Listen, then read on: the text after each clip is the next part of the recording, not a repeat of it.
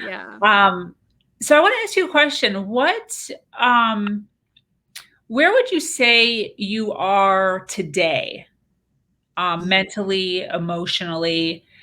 Has there been, a shift in that? And how did you get to where you are now, Mhm. mentally and emotionally? That's huge. Yeah. Definitely a huge shift. Again, I think 2020 pushed everyone through a huge shift. I obviously I'm still working on it. We're all human and it never ends, right? So it's always a journey and we're Yeah. always going to be faced with the spiral, like life is a spiral, right? And we're consistently going around and around and it's heading up. But sometimes we fall down wrong or get lost or whatever. And so basically through 2020, I went through another deep depression there for sure. And just the isolation, the toddler needing me, feeling like I didn't have any support. I didn't have any support. And working through that, it really just showed me all the things that we just talked about, like how important it was for me to be present with him when I was with him, instead of worrying about like, how am I going to make money? How am I going to grow my business? How am I going to do this, that?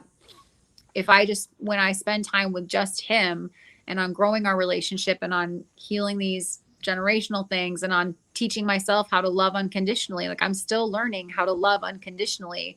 There are still times where I find myself repeating patterns that I'm like, wow, haven't we dealt with this? Like, why are we doing this again? Like, okay, let's try again. Right.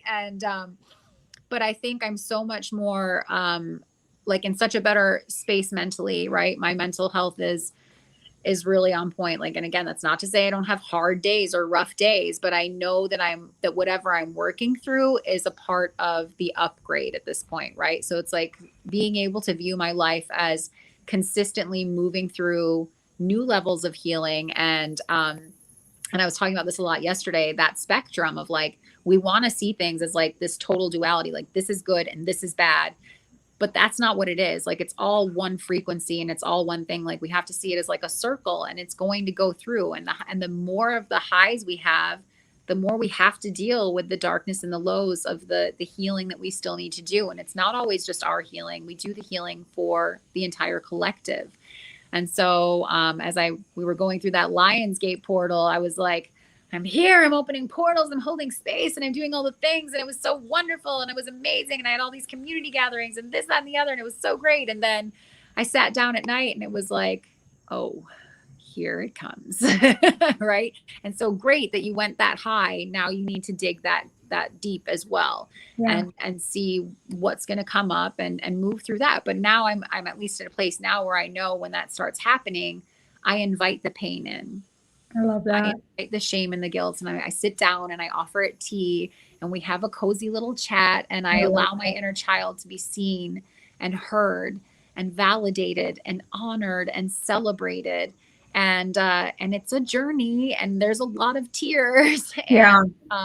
but I think it's obviously it's so important for us to do that, and I think it's important for us to share that as well. So I like also in the midst of it took a picture and posted it on social media and said like, hey, it's not all sunshine and rainbows. I know I've shown you these incredible events that I've been doing, and I shared with you this incredible call that I had and all this amazing light work, but it comes with dealing with the pain as well. And can we shift from viewing it as pain and fear and instead, like I said, invite it in for tea, bring that comfort sense to it and move through it with a sense of pleasure, the same way I did with my actual birthing experience and giving birth to my son. Yes, the contractions are tight and painful, but how do you use your breath again? Mhm.